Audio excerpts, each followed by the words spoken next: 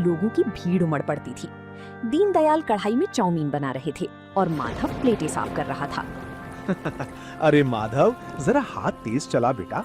देख आसमान में काले बादल कैसे घिर आए हैं। बारिश शुरू होने से पहले हमें सब कुछ तैयार करना है।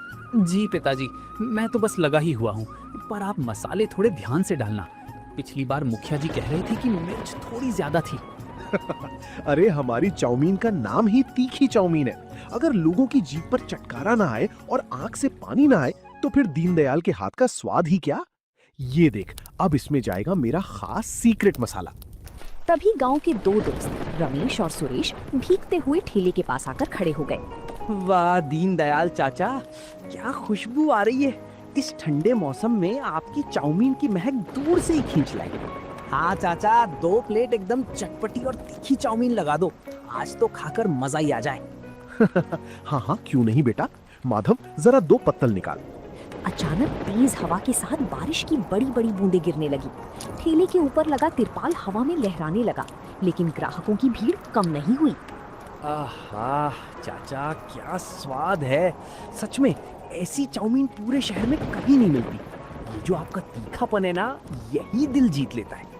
सही कहा रमेश भाई, इस बारिश के मौसम में ये तीखा स्वाद सोने पे सुहागा है। चाचा, इस स्वाद का राज क्या है?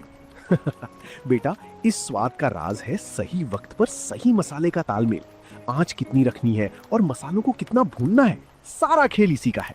पिताजी, मैं इतने दिनों से आपके साथ हूँ, पर मुझे आज तक समझ नहीं आया कि आप कब कौन सा मसाला कितनी मात्रा में डाल देते हैं।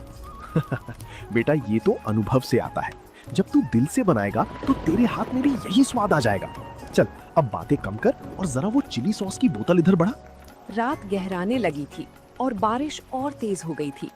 ठेले का सारा सामान बिक चुका था, लेकिन दीनदयाल के पैर अब ठंड से कांपने लगे थे।